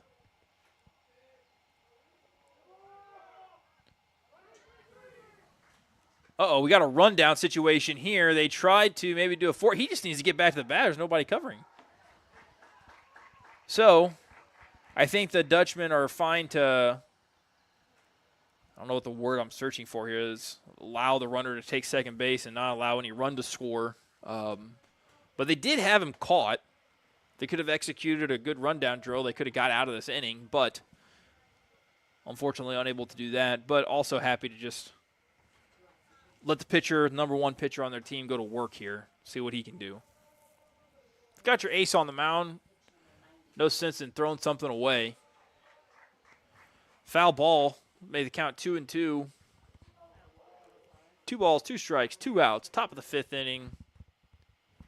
A base hit here for St. Clair would surely score 2 runs. Runner on second base, he got a good lead, but he gets strikeout number 10. We've reached double digits, ladies and gentlemen. Wyrick is on one today. And the Dutchmen are positioned going into the bottom of the 5th inning with that 4-0 lead as Wyrick continues to deal. He came into this game with a ERA in the 6s, and he's going to come out of this thing with that thing dipping by quite a significant amount, assuming things hold true the way they are. All right, next you're going to get to hear from senior left fielder Logan Bailey about nutrition class, which is also another class offered by Miss Gellert here at, Miss Fletcher here at OHS. I've always been somebody who takes pride in their health, so when I got the opportunity to take nutrition, I knew it would be a great opportunity to help me improve my health and wellness. In nutrition class, I have learned how to make nutritious and healthy meals to give my body the strength it needs throughout the day. We have practiced cooking these meals and using the right balance of health and flavor to make a great meal that anyone can enjoy. I have also built my leadership and communication skills in this class. Therefore, I will be continuing my nutrition education. Show me learning that works. All right, I alluded to the fact earlier that my fantasy baseball team is doing fantastic this year, and if you're a Cardinals baseball fan, I did draft Sonny Gray. He's on the mound tonight for the Cardinals, taking on Framber Valdez for the Houston Astros. Game is happening at Busch Stadium, so if you're going out to the game tonight, please bring home a winner. And please make sure that it is charged to Sunny Gray because my fantasy baseball team could really benefit earlier in the week from getting that 10 points for the victory. All right. Up to bat now for the Dutchman is going to be Chase Wyrick, and he smashes another ball down the line. Oh, dear. Oh, dear. That was so close to being fair. It looked very, very close from where I'm sitting. But Chase Wyrick, he is all over this pitcher. He probably wants to bat over and over and over and over again in this one. Let's see what he does here. So far this game, as we said earlier, all he's done is hit a 3-run homer and lace a ball to the left fielder for a single. So let's see what he's got here. Steps in with a 0-1 count. Now he reaches out, gets caught reaching on that one. It's going to be a fly ball here to right field, but it's trouble. It's going to be an error, I guess, charged to the second baseman. Really, though, how deep that was in the outfield, really the right fielder probably should have taken control of that one. Second baseman was, I mean, he cut the distance in half of the right fielder for sure. So Wyrick gets to first base on a fielding error by the second baseman, and then he gets courtesy ran for by junior Adam Wilson. Adam Wilson got thrown out trying to steal second base the last time he courtesy ran. So we'll see what happens here. In steps Jansen Leb, who I believe got a single last at bat, or was that the one that he gave an error that was hit to the third baseman? That was the error? It was ruled an error up here. It was a sharply hit ball to third base. The third baseman definitely could have made a play on it. Jansen was able to get on board that way.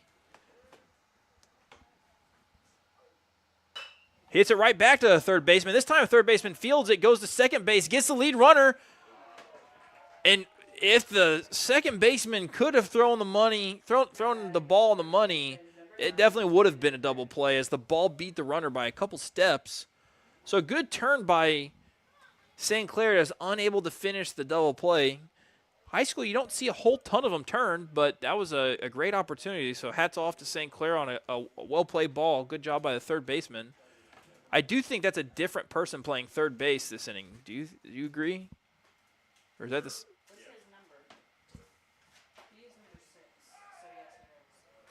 So we have a new third baseman in this game. The DH Laroni entered the game to play third base for number 35 Middleton, and I don't have good enough eyes to scan the field, especially that quick, to see if Middleton is somewhere else in the field. But got to give your hat off to Laroni there. He came in and made a good play trying to turn two. Also kind of got to tip your hat to the second baseman there because Laroni's throw was short, but he was able to scoop it out. Good play all the way around, honestly. They were able to get the lead runner, and you can't really ask for anything more. I guess you could. You could have asked for the double play, but.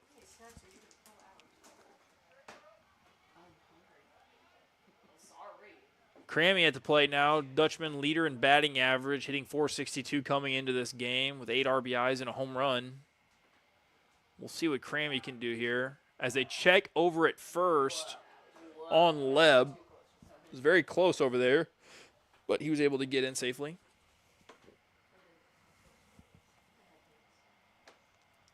I'm thinking I like the graphic staying on screen while they're batting because it's not really in the way of anything. As you see, Crammy fouls that one off. Altmaier, if you get a second, I want to get your opinion on this. If you can look at this. Can you look at this real quick? Do you think this graphic that I have on here, I think it's kind of nice to have the graphic because then the people can see who it is. I don't think it's in the way too much to take away from the game, do you? I definitely think it's good to have it there. Yeah, I like it. You would leave it there, even during the at-bat? Sure. Yeah, I like it. Okay, that's what I will do. And the pitch is on the way. It's a pitch out. It's thrown down to second base, and he is dead in the water on that one. Not sure not really the jump that you probably wanted to get. He was out by a few feet. So I made the count 2-2. So it was a good call between the catcher and pitcher there on a pitch out.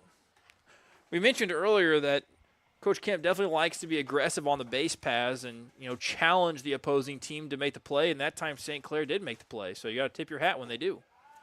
Make a full count here with 2 outs in the bottom of the 5th inning.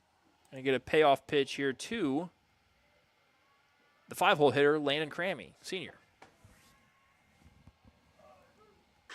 And he hits it out to left field. That ball's tailing, but it is caught by the left fielder, probably 10 feet in front of the fence. It was a well-hit ball. But that is going to do it for the Dutchmen in the bottom of the 5th. As we go to the top of the 6th, I'll be interested to see at this point if we see Wyrick come back to the mound or if it's someone else. It does appear to be Wyrick, so we'll go to a quick commercial real quick, and then we will be right back. This time I'll show you what's going on with our greenhouse program, and you'll get to see this was another award-winning video, if you will, featuring junior Hannah Gellert. I never would have thought that from taking a class in school, it would lead to so many opportunities. My greenhouse class has taught me so much more than just about the growing and selling of flowers and produce. Because of this class, I went on to compete with our FFA program in floriculture, and my team ended up qualifying for nationals at the state convention. In fact, we finished 7th overall in the entire nation. This experience taught me so much about teamwork and dedication. My team and I worked hard to earn our national placing. Show me learning that works. All right, ladies and gentlemen, as I mentioned before we went to that commercial, we do have Chase Wyrick on the mound. I got the official number here from scoreboard runner and scorekeeper here, Miss Crystal Eli, up here, and she said that Chase Wyrick currently has 91 pitches. So I mentioned earlier, as a junior, he's capped out at 105. Now, if he goes past 105 because he's started a batter before 105, he can finish that batter, but you cannot start any batter after 105.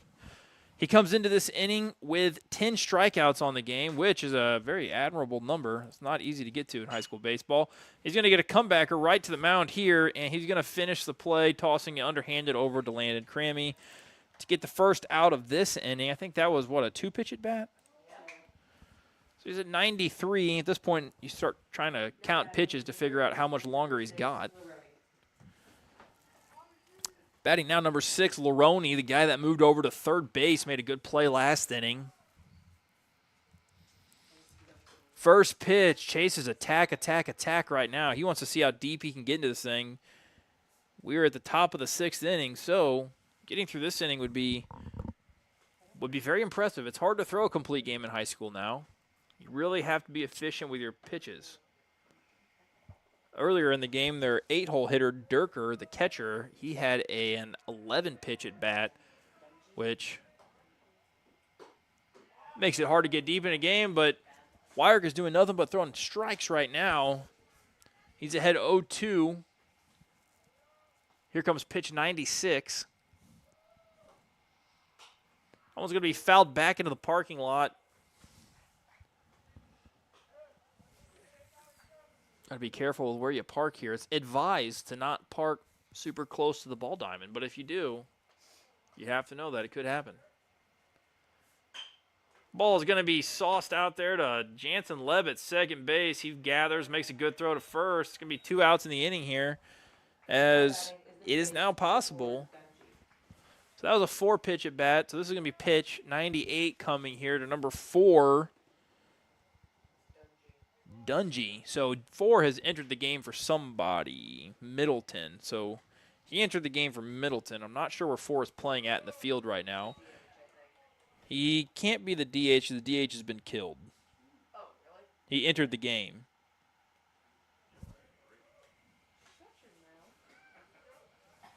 Be a 1-1 count here on pitch 100. So now we are at pitch 101.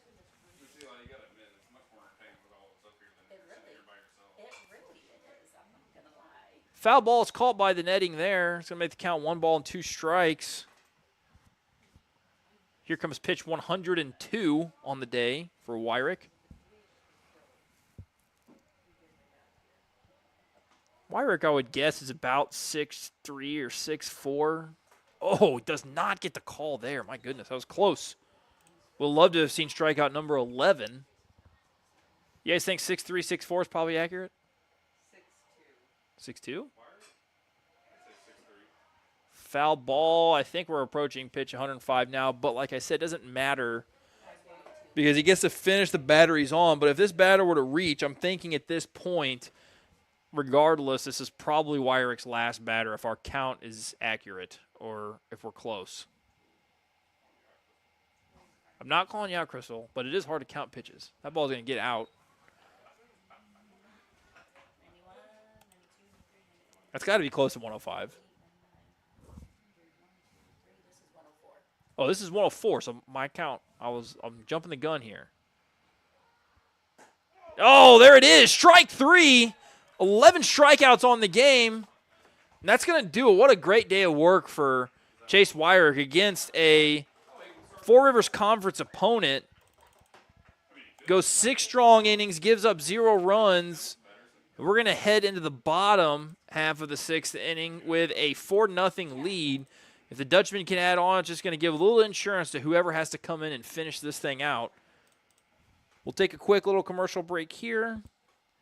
And this time, we will hear from senior and early graduate Liv Bestie about our childhood development program. I'm a future early childhood educator, and my childhood development course helped to prepare me for this goal. Child development provided me insights into how children grow, learn, and change over time. The in-class preschool program provided me experience with children aged 3 to 4.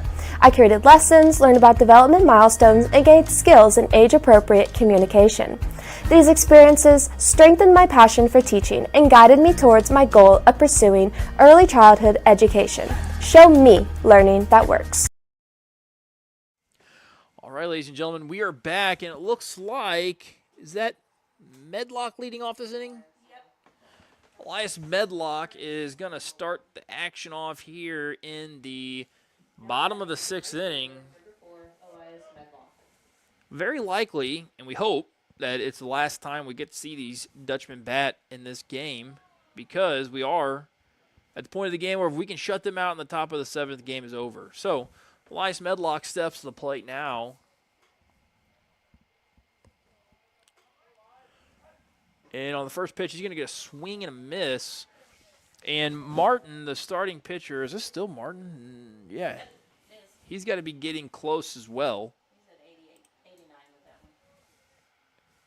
Count on Martin on the mound as 89 pitches at this point in the game. So he's been efficient. Really, he's pitched a really great game. I mean, all around, he's worked around some traffic on the base paths. Really, the only blemish to his start here was the 3-run home run he gave up to pitcher for the Dutchmen, Chase Wyrick, all the way back in the 1st inning. After that, the only run that was able to plate was one on an error by the shortstop. He can't buy a strike right now. That one was relatively close, but the count moves to 3-1. We'll go to this shot right here, see what happens. That ball's going to be roped to the shortstop. Hard hit ball, but right at him. It's going to retire Medlock here in the top of the 7th, bottom of the 6th to get things started. When you hear money for nothing playing through the speakers here at Dutchman Field, that can only mean one thing, and that's that junior Chris Allen's about to take the plate. That's a pretty sweet walk-up song, if I'm not going to lie. I like that a lot. That one's going to miss low here. I think a 1-0 count start things off.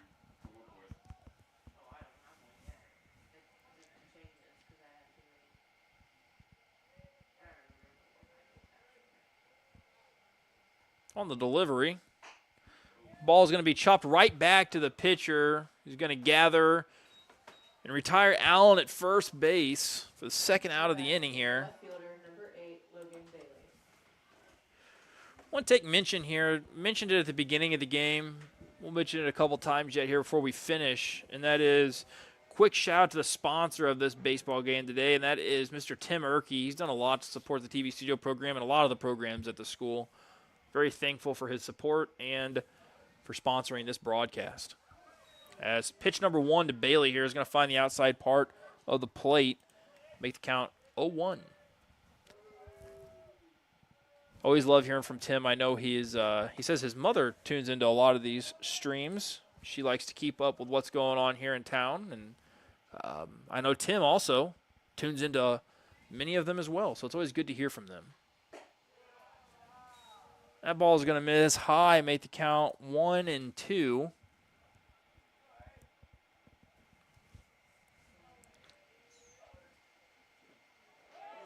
He's going to get a swing and a miss there as Mr. Martin is going to end his day on the mound. Potentially, he could come out for the bottom of the 7th if Bulldogs can score some runs here in the top of the 7th. But altogether, regardless, it's been a pretty good day on the mound for him. He's done a great job. Take it to commercial break one more time here, at least. And you will get to see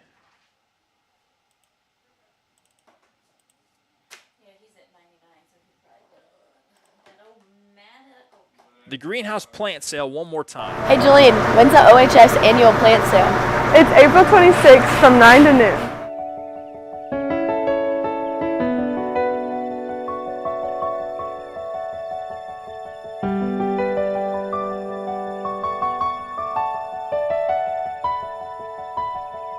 We have all kinds of plants ranging from succulents to flowers to vegetables to ferns to every possible kind you would think of.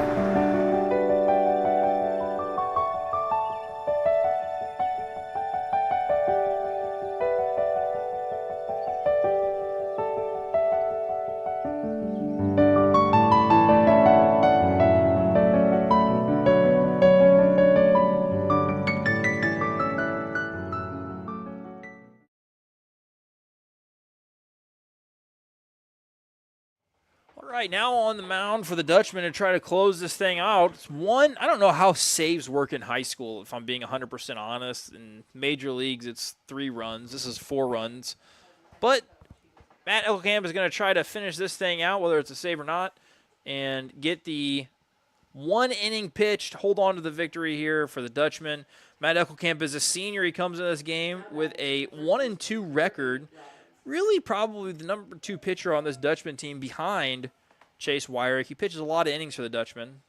If you count that as he gets ahead there. If you count that as how you determine the 1-2 pitcher, and it looks like we are down to this camera feed as both of my cameras have died. So we'll finish the game out with this one, and this is what we'll see here.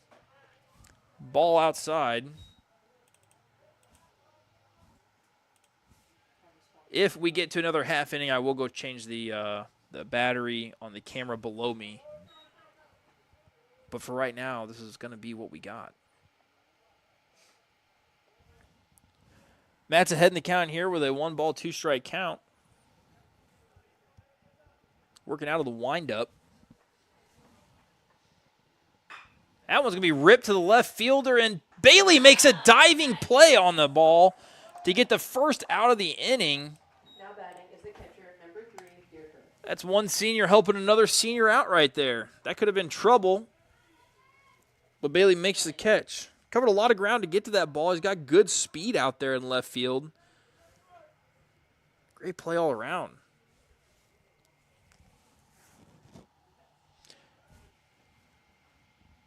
I'm really proud of these guys. They're going to get through this game just in time for me to roll into the house and turn the Cardinal game on. Ari, the one thing about me is that there's never enough baseball to watch.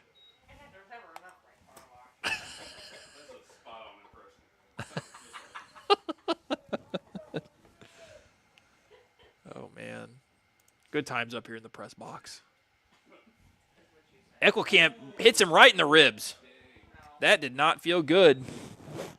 But Durker, he's a tough guy. He's the guy that had the 11 pitch at bat earlier in the game. He's going to trot down to first base, take the free bag, and At this point, you need base runners. You need people to get on base. So that's a team at bat right there. But I'm going to imagine he's going to get a courtesy runner since he's the catcher.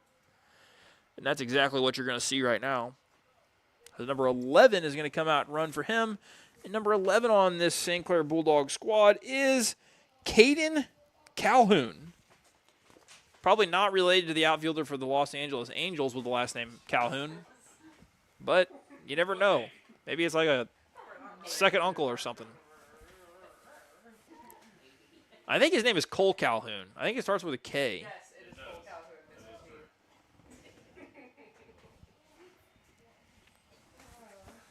I don't even know if he's. I don't even know if Cole Calhoun is actually still in the league.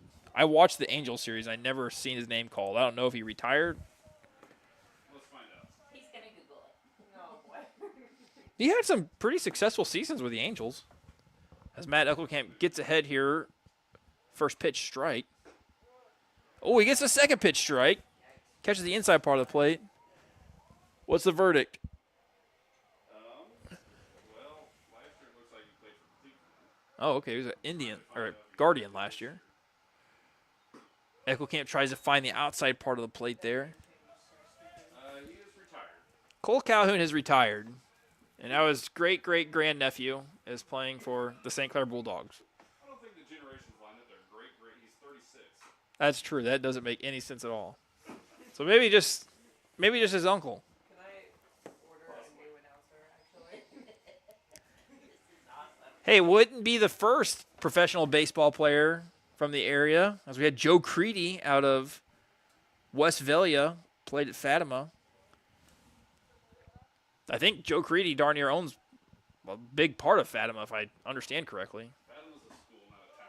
Westphalia. Fatima is the school. I don't think Joe Creedy owns the school, but I do think he does own a large part of the town of Westphalia, from what I've been told. I also have heard stories of whenever Joe Creedy was in high school and the monster home runs he used to hit. Yeah, I played against him. They're true. Oh, wow. Mr. Altmaier, he got to play against Joe. Joe Creedy went on to be a World Series MVP for the Southsiders, the Chicago White Sox, when they won the World Series back in, 2000. Oh, geez, and I got to Google again. I'm guessing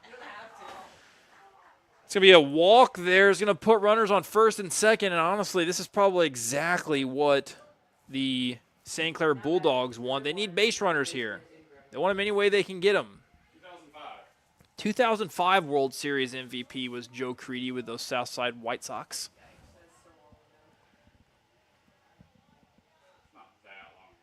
So, what year did you graduate high school, Mr. Altmaier? 98? Yes. Oh, there's a rip out to left field, but it's going to be... Oh, Bailey's able to make the play on it. So, one pitch, one out right there. Logan Bailey with two great plays this inning, and that's really what you gotta have that out of your seniors, making plays on. That's not an easy ball to catch. I don't know how well you could see that on the live feed here, but he had to range back probably 15, 20 feet, I'd imagine, which is not easy to do. But he made the play, and he made it look relatively easy. I didn't have too big of a heart attack. So Joe Creedy goes from playing baseball against our high school principal, Mr. Altmaier, sometime around 1998, to winning the World Series MVP in 2005 for the White Sox. Mr. Altmaier, what was that like for you to watch on TV knowing you played against him? It was interesting. He certainly met all the expectations we thought he'd have when we played against him. Oh, my gosh, yeah. Westphalia is not even big. Like, it's kind of crazy. I guess it is close to Jeff City, but that is He graduated in 96, so I was a sophomore when he was a senior. okay. But a lot of those stories about the home runs are true. Yeah, I've heard stories about him hitting him like halfway on that field behind him, behind the field there in Westphalia. I've seen that in person. Wow. That's crazy. If you've ever driven through Westphalia, they have two baseball fields basically that butt up against one another, the outfields kind of. And I think one is a softball field, maybe? And Creedy hit some on the softball field. Well into the softball field. Now batting is the pitcher, number 44. Now, not to toot my own horn, but I always look for ways I can slide this in here. My senior year, I hit a couple over the fence there in Westphalia. Best day of my life. Now, the first one, my baseball coach gave me a lot of crap. It was my first home run ever. And the center fielder, kind of like, it wasn't as bad as like Barry Bonds taking it off the head and then bouncing over the fence. But I think he might have like aided in helping the ball off his glove over the fence. But the second one was no. But the second home run I hit that game was a no doubter. It was kind of like it was an out of body experience. 10 feet over the fence for sure. But it wasn't aided by any outfielder to get over. And we actually beat Westphalia that game, which we beat Fatima. We don't beat Fatima in baseball very often. But that was a good day. That was a good day in the life of Tyler Herring. I got an Emo's Pizza on the way home. That was back when they used to have the Emo's Pizza trucks. That truck was posted, which Emo's Pizza trucks made much better pizza than the Emo's Pizza establishments do now. Oh, Little Caesars, that's what I'm talking about. It was the Little Caesars truck. They used to drive around to towns, and like they would just make pizzas out of the truck. And I think those Little Caesars pizzas were better than the Little Caesars pizzas you actually get at Little Caesars now. Good times. Good times. All right, bases are juiced. Ball outside. Eckelkamp's going to have to find the strike zone here as the count moves to 2-1.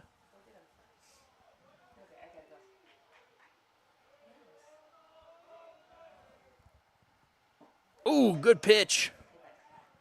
All right. Bulldogs are down to their final strike.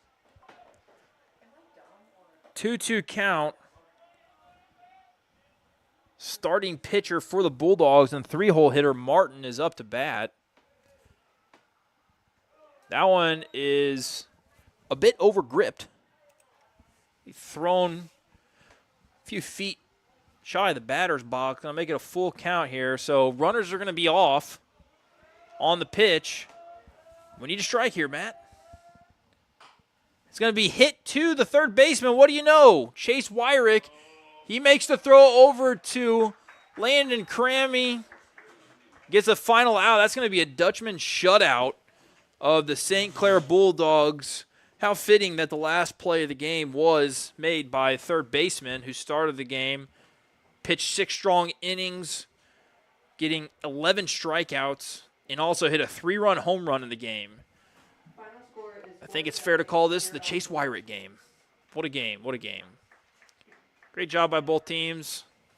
It was a well-played game, good-paced game. A lot of fun to watch. Good luck to the St. Clair Bulldogs the rest of the way on their season. You'll be able to catch another broadcast of the Dutchman baseball team later this month on the 28th, assuming it's not pouring down rain. And we will see you then. Additionally, if you're interested in the track meet, we are going to be live broadcasting the track meet this Friday. It's the OHS Relays. I have no clue all the teams that will be there, but you'll find that out.